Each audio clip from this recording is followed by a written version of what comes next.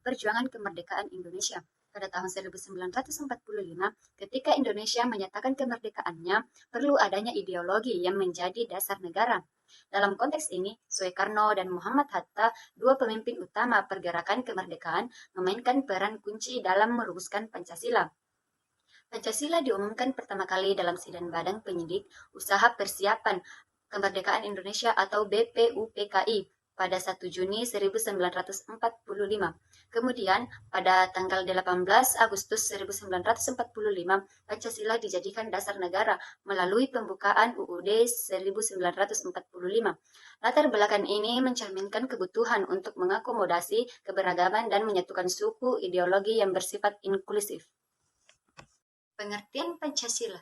Pancasila berasal dari kata panca yang berarti 5, dan sila berarti dasar, asas, sendi, atau peraturan tingkah laku yang penting dan baik. Dengan demikian, Pancasila merupakan 5 dasar yang berisi pedoman atau aturan tentang tingkah laku yang penting dan baik. Pancasila dapat kita artikan sebagai 5 dasar yang dijadikan dasar negara, serta pandangan hidup bangsa. Suatu bangsa tidak akan dapat berdiri dengan kokoh tanpa dasar yang kuat dan tidak dapat diketahui dengan jelas kemana arah tujuan yang akan dicapai tanpa pandangan hidup. Dengan adanya dasar negara, suatu bangsa tidak akan terombang-ambing dalam menghadapi permasalahan, baik yang dari dalam maupun dari luar. Sebagai dasar negara, Pancasila menetapkan fondasi konstitusional sebagai sistem pemerintahan Indonesia. Ini berarti bahwa semua kebijakan undang-undang dan tindakan pemerintah harus sesuai dengan nilai-nilai dan prinsip-prinsip Pancasila. Kedua, yaitu sebagai perekat sosial. Pancasila berperan sebagai perekat sosial dengan menetapkan persatuan di tengah keberagaman masyarakat Indonesia. Prinsip-prinsip Pancasila seperti gotong royong dan persatuan membantu mengatasi konflik antar suku, agama, dan kelompok sosial lainnya sehingga memperkuat solidaritas nasional. Ketiga, yaitu sebagai pedoman pembangunan. Sebagai pedoman pembangunan, Pancasila memberikan arahan bagi perencanaan dan pelaksanaan kebijakan pembangunan nasional. Keempat, yaitu sebagai pelindung HAM. Pancasila melindungi hak asasi manusia dengan menegaskan nilai-nilai kemanusiaan, keadilan, dan martabat manusia. Kelima, sebagai prinsip demokrasi. Pancasila mencerminkan prinsip-prinsip demokrasi yang mendasar seperti musyawarah muafakat, keadilan sosial, dan hak asasi manusia. Tujuan Pancasila. Tujuan dirumuskan dan dibahasnya Pancasila adalah untuk dijadikan sebagai dasar negara. Adapun asal mula tujuan yaitu para anggota BPUPKI dan Panitia 9, termasuk Insinyur Soekarno dan Dr. Muhammad Hatta yang tentukan tujuan dirumuskannya Pancasila. Sebelumnya ditetapkan oleh PPKI sebagai dasar negara yang sah. Tokoh utama dalam perumusan Pancasila.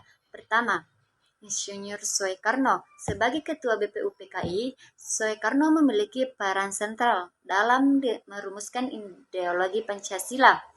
Visinya tentang keadilan sosial, demokrasi, dan persatuan sangat mempengaruhi bentuk akhir Pancasila. Kedua, Muhammad Hatta. Wakil Ketua BPUPKI, Hatta turut serta dalam diskusi dan perumusan konsep-konsep Pancasila. Perannya membantu membentuk aspek-aspek ekonomi dan sosial dalam ideologi tersebut.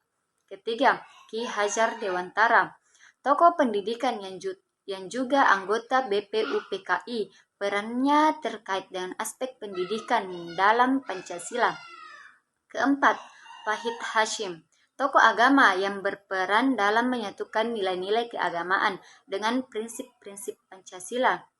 Keempat, Muhammad Yamin, cendekiawan dan penulis. Ia juga memberikan sumbangan ide dalam pembahasan Pancasila. Terakhir, Supomo, seorang ahli hukum yang memberikan kontribusi dalam melakukan aspek-aspek hukum dalam Pancasila. Prinsip dasar Pancasila. Pertama, ketuhanan yang Maha Esa.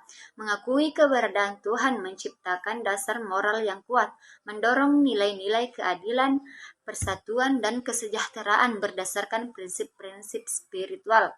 Kedua, kemanusiaan yang adil dan beradab. Nilai-nilai kemanusiaan mendorong upaya menciptakan keadilan dan peradaban. Adanya keadilan sosial dan penghormatan terhadap hak asasi manusia membentuk dasar untuk mencapai kesejahteraan bersama. Ketiga, Persatuan Indonesia. Prinsip ini menegaskan pentingnya menjaga kesatuan bangsa.